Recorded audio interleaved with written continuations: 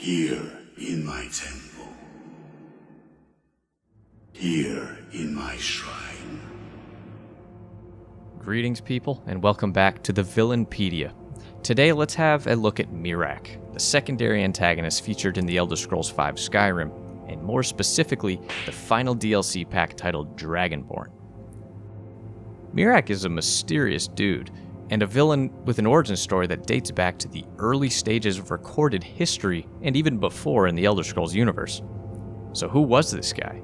Well, before we get into the nitty-gritty, I thought that, like the Dagoth Ur video, we would cover a few key terms and topics for the non-hardcore fans so that everyone can follow along. You know, we have a family program here. And these things will become more clear as the video gets fully underway. So let's start with number 1, the Dragonborn. Dragonborn are mortals blessed with the blood and the soul of a dragon by Akatosh, the deity and father of dragons. Dragonborns are pretty damn rare and are usually given the ability or discover they have the ability to speak the Thu'um, the dragon language, and harness it to wield great power. Number 2, Hermaeus Mora, the Daedric prince and deity of forbidden knowledge. His slice of oblivion is known as Apocrypha. It's this kind of sick, huge, endless library of ancient secrets from all corners of civilization and time. He often appears to mortals as a mass of tentacles and eyes, so super Lovecraftian. Number 3, I hope you know this one actually, Alduin, the main bad guy of the Skyrim main quest line. He's the World Eater dragon who has just arrived through time after thousands of years to once again rule over the world. Alright, so with all that junk out of the way, let's dive in.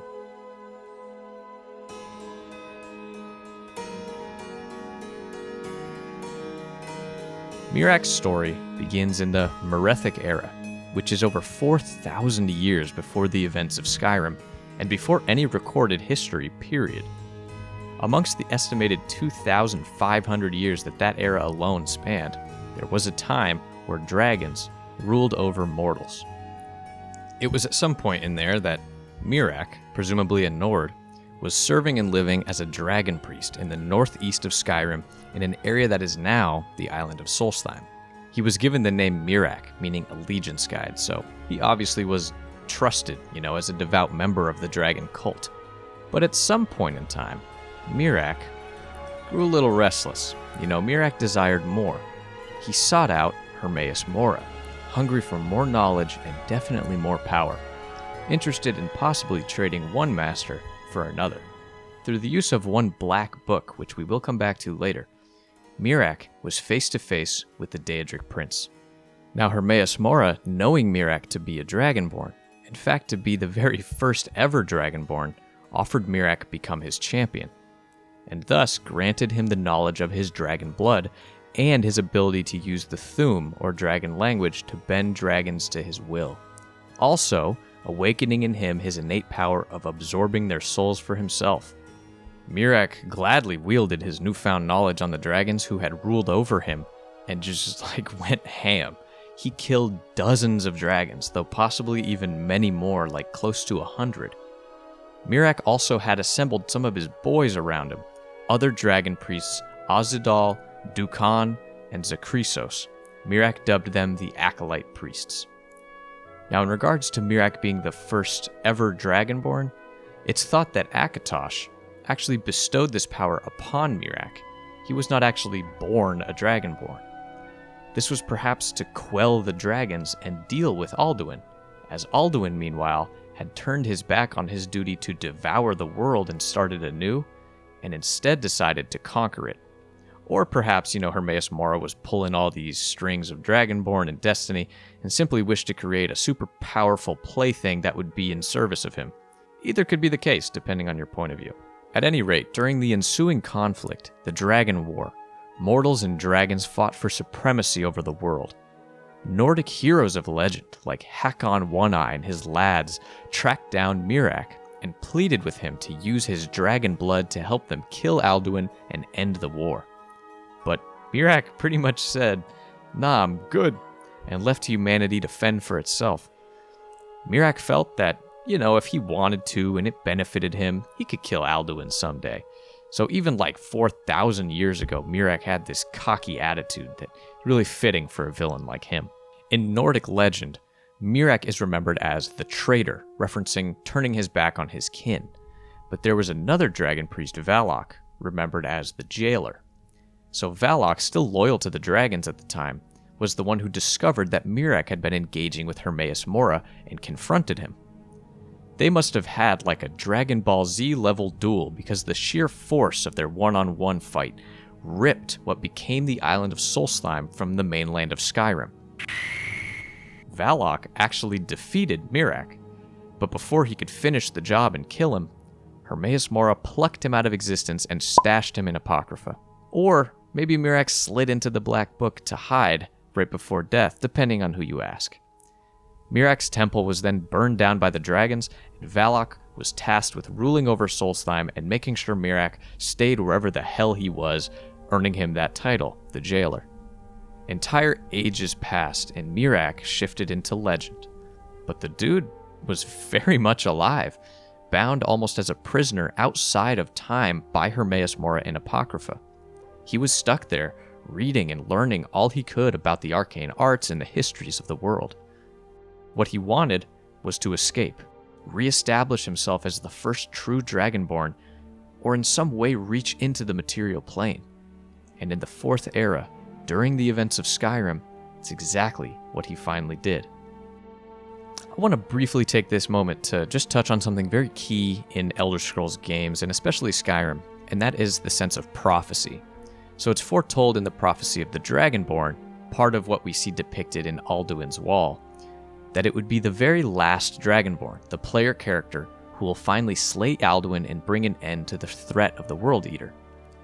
It's kind of the ultimate climax of the entire Elder Scrolls story to date. But it didn't have to be this way. I mean, as we just learned, Miraak, thousands and thousands of years before, was killing dragons like he was squashing bugs, and when confronted with the possibility of squashing the biggest bug, out of arrogance, he declined. He was the first Dragonborn, wielding the power of his blood in full force, and really turned his back on his destiny. As Alduin, a subject for another video altogether, was a prisoner of time, so too was Miraak. It's almost as if this suspension of destiny and removal of a potential hero and potential villain led to everything thereafter, and the choices of the first Dragonborn demanded the actions of the very last. We will come back to this later on, but I wanted to just introduce the idea here to butter you up a bit. So now we know who Miraak is. But what is he doing? I mean, why do we, the last Dragonborn, even need to step in? When we, the Dragonborn, first arrive on Solstheim, things are very strange. Some of its citizens are seemingly like bewitched or zombified or something and are stuck in a trance of doing menial work around some old rocks. But these aren't just any old rocks, actually. These are the Allmaker Stones, created at the beginning of time to help maintain the balance of nature in the region. The 6 stones represent different elements of life: beast, earth, tree, sun, wind, and water. The local and ancient Skull people rely on these stones for their nature magic. Miraak, in all his endless years of study in Apocrypha, had found a way to tap into these Allmaker Stones on the island somehow. By corrupting them with his nasty green magic, he's able to lull sleeping citizens into working on these stones, the plan being to empower them further somehow to aid in his escape from the Daedric Prince's realm.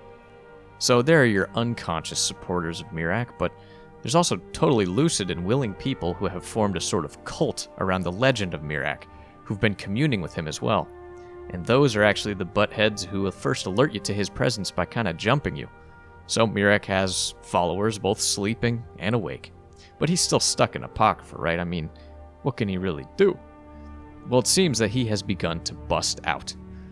After killing these cultists and heading to the island to investigate who's claiming you to be a false Dragonborn, your search leads you to his decrepit temple and the discovery of one black book of Hermaeus Mora.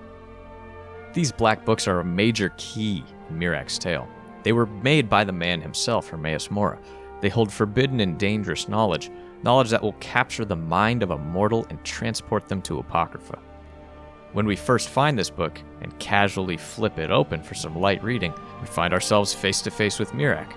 He kind of bonks you on top of the head and, calls you a weak fake baby Dragonborn, and that if you want to see him make his big comeback, you can wait with the rest of Tamriel. You're then teleported back to Solstheim, but the next time you kill a dragon, Miraak appears as you're going to absorb the soul and intercepts it, talks some more smack, and then disappears. One step closer. Miraak is clearly a present threat and is gaining power by the day, so by working closely with the local Skull people and cleansing the Allmaker stones on the island, the Dragonborn's able to whittle away at the strength of Miraak. The Dragonborn also finds other black books and ventures into them, with Hermaeus Mora keeping a watchful eye on both of his little Dragonborn playthings. He's sure to be a winner regardless of how things turn out.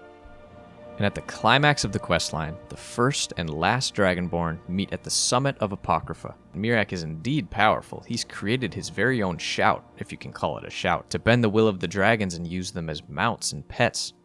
He's also amassed thousands of years of forbidden knowledge and magic and somehow kept his sanity intact. Upon working on this video, I'm just realizing how cool Miraak is, and it's really refreshing to have an adversary that's just a Nord. It's not this great ancient dragon. I mean, sure, he's a Dragonborn, but so are we.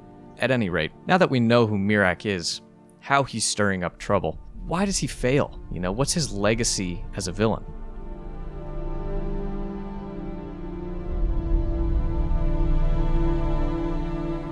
To me, Miraak's legacy is one of immense power and opportunity squandered by arrogance. Like many villains, he overestimates himself and underestimates his opponent. Even if you meet him after having defeated Alduin in the main storyline, he'll give you props. Before boasting about his own power and how he could have done it, he swears. Well done.